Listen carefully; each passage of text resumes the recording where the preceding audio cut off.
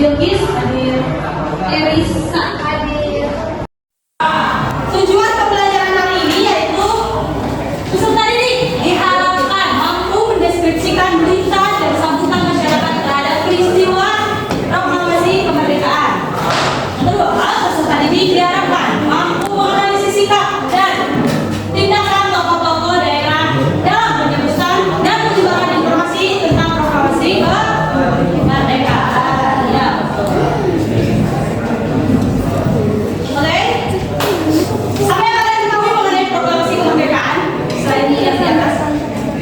Yang di depan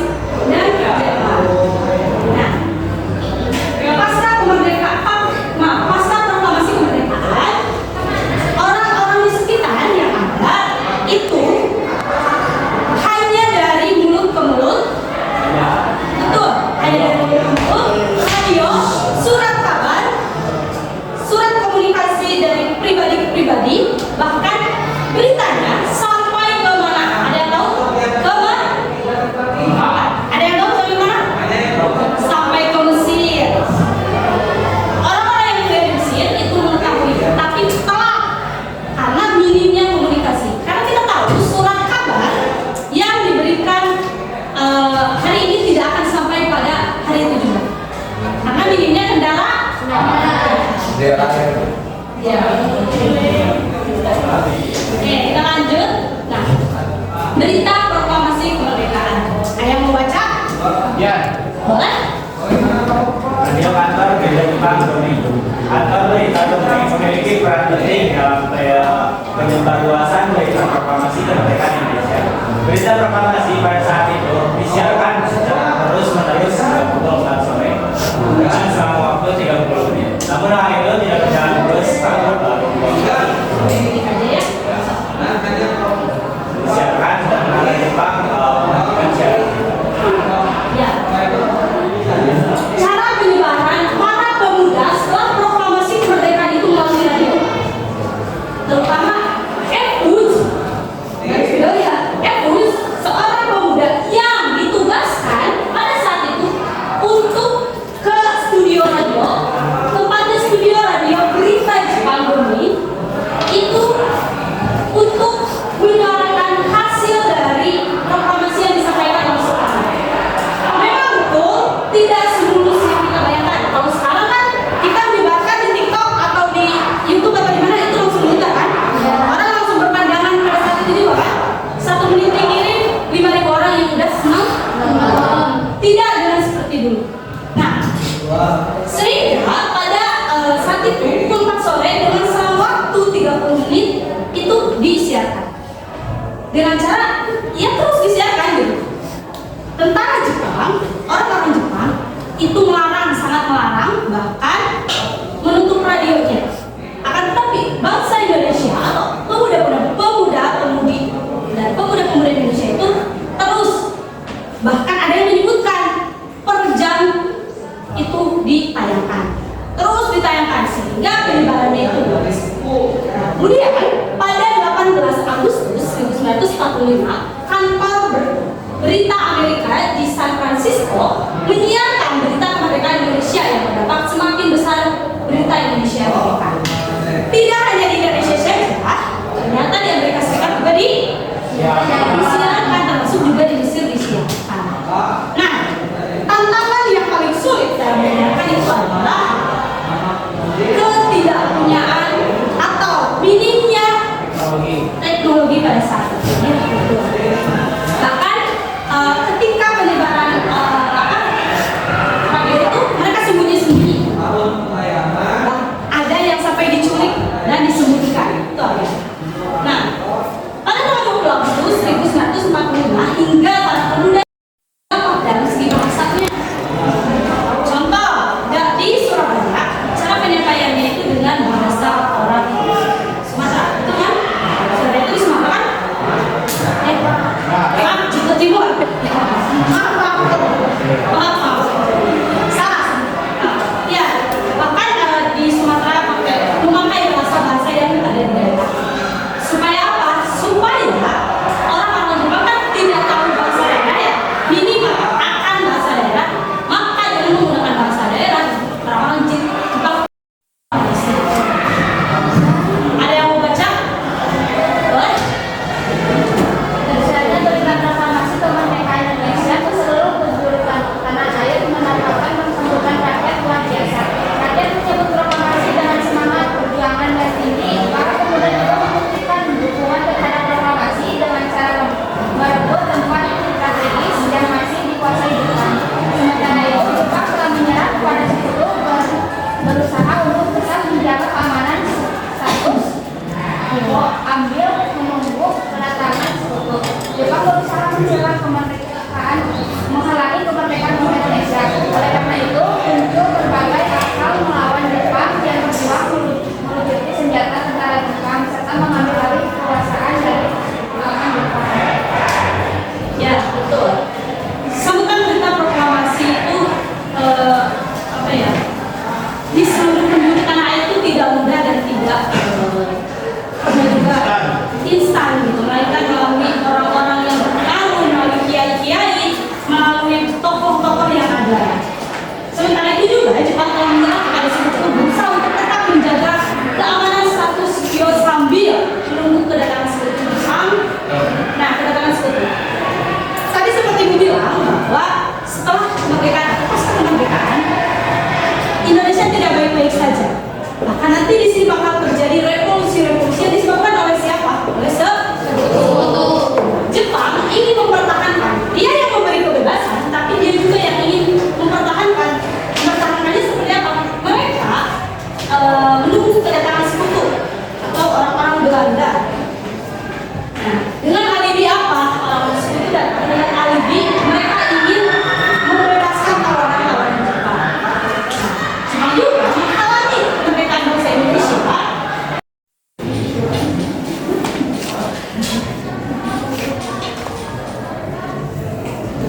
Nah, dapat dikatakan ini, rakyat Indonesia yang ada di pusat menunjukkan status mereka atas proklamasi kemerdekaan. Di mana dengan melakukan beberapa rapat besar di lapangan IKN. Aksi ini dipelopori oleh Komite Pan-Aksi yang tadi dibentuk, ya, benar? Yang meminta agar para pemimpin dan para pejuang bertemu mereka secara langsung untuk membicarakan mengenai puncak perjuangan bangsa Indonesia. Nah, hanya saja upaya ini tidak dapat memudahkan karena saat pembicaraan Hindia Belanda yang ada sedang mengungsi di Australia dan mengupayakan halangan-halangan dalam menyembunyikan surat kabar ataupun radio-radio. Sampai sini ada yang mau ditanyakan?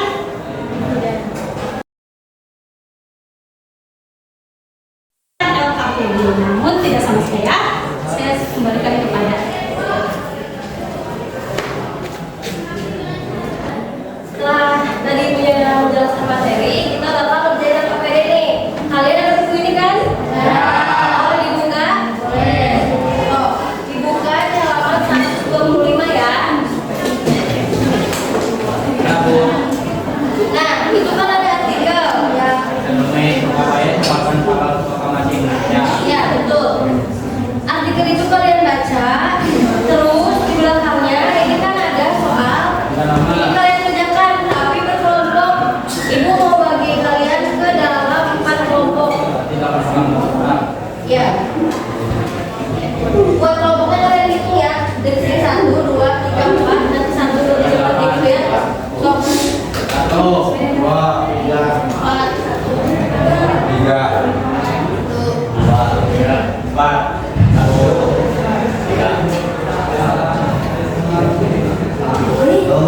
3.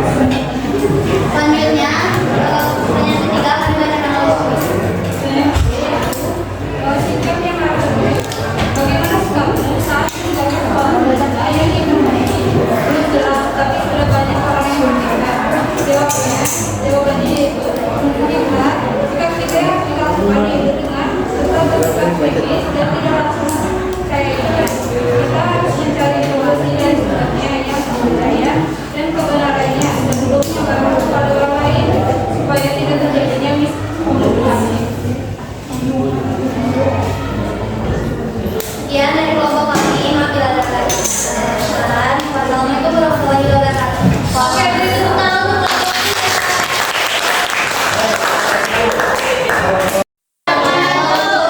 kami dari kelompok 1 akan mempresentasikan hasil ujian ini. Dengarkan hasilnya di sini. Saya lanjut, materi pertama akan dijelaskan Mas. Apa yang menyebabkan adanya keraguan mengenai berita proklamasi Indonesia pada saat itu?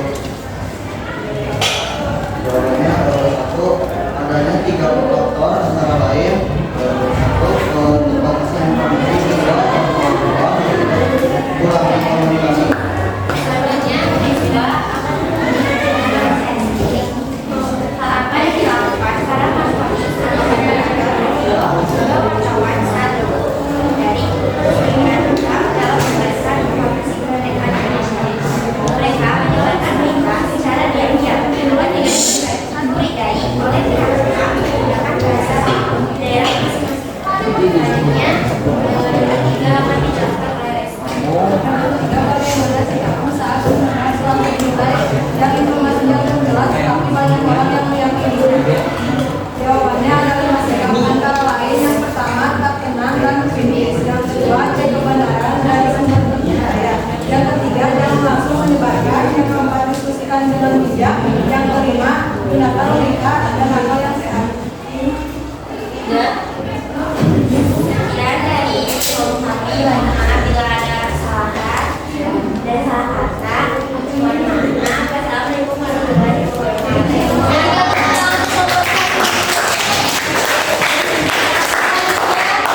Teman-teman, mungkin pembelajaran hari ini cukup segini saja, tidak perlu panjang-panjang lagi. Dan ini menjadi materi terakhir dalam buku paket kalian, betul? Oke, ibu minta satu orang untuk menyimpulkan ke depan. Mau siapa aja? Siapa yang cepat? Siapa? Sahan.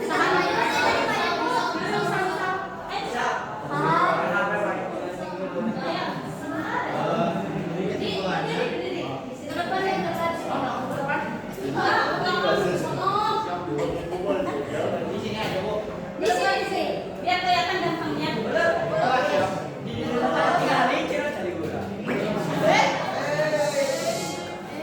Hewannya keluar.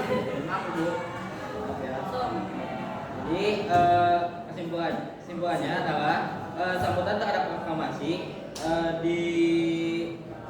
diberitakan lewat radio kantor berita Jepang Dome dari surat kabar dan ada juga pembentukan komite praksi, terus ada dukungan sebagai kepresidenan dari Yogyakarta. Terus juga ada rapat pilkada yang terjadi sesudah kemerdekaan tersebut. Oke, berikan tepuk tangan. Terima kasih.